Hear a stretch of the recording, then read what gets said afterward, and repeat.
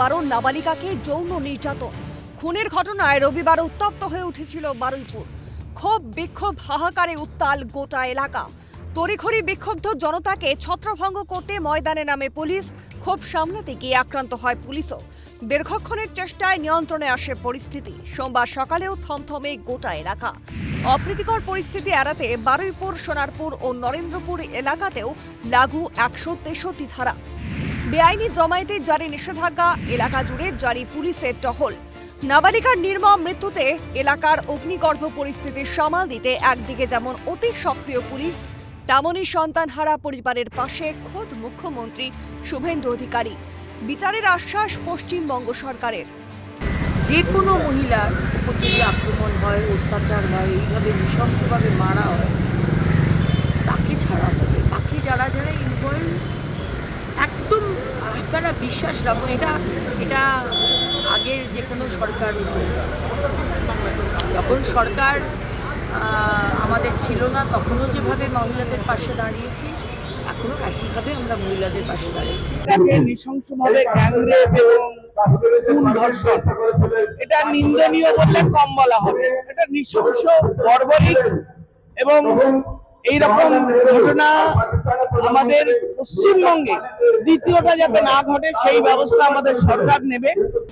নাবালিকা খুনের ঘটনায় অভিযুক্তদের খোঁজে রাতভর তল্লাশি অভিযান চলে পুলিশের।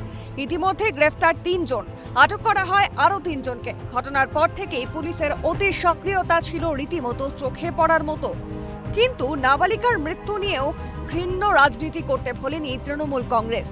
বিগত দিনে যে তৃণমূল কংগ্রেসের সরকারের আমলে নারীর নিরাপত্তা ছিল বেআব্রু, রাজ্যের তৎকালীন মহিলা মুখ্যমন্ত্রীর কাছে নারী নির্যাতন, ধর্ষণ, খুন ছিল কখনো নিছক দুর্ঘটনা, কখনো সামান্য ঘটনা। আজ সেই মাননীয়ার বারুইপুরের নাবালিকা খুনে মন কাঁদছে। এই প্রহসনের প্রয়োজন পড়ল কি শুধু চর্চায় থাকার জন্য? এতদিন এত ঘটনা ঘটেছে, একবারের জন্য তড়িঘড়ি করেনি সেখানে যাওয়ার জন্য। হঠাৎ প্রাক্তন মুখ্যমন্ত্রী মমতা বন্দ্যোপাধ্যায়, হঠাৎ অভিষেক বন্দ্যোপাধ্যায়, তারা তড়িঘড়ি করে কথা বলছে কিসের জন্য? কি দেখাতে চাইছে? গিয়ে তো নাটকই করবে। পুরোভাবে অশান্তি করার চেষ্টা মাত্র, আর কিছু না। অশান্তি করার চেষ্টা মাত্র, উনি তো কিছু করেননি এতদিন। হঠাৎ করে তার কি মনে হলো, কি তার ওই বারুইপুরের নিজেদের জন্য হলো, যা অভয়ের জন্য হয়নি?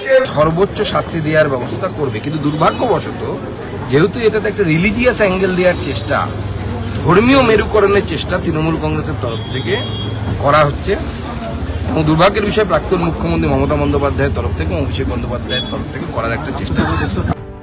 ইতিমধ্যেই বারুইপুরের ঘটনার তদন্তে নেমে অ্যাডিশনাল এসপির নেতৃত্বে 6 সদস্যের সিট গঠন করেছে বারুইপুর জেলা পুলিশ। গ্রেফতার হয়েছে মূল অভিযুক্ত আনন্দ সর্দার।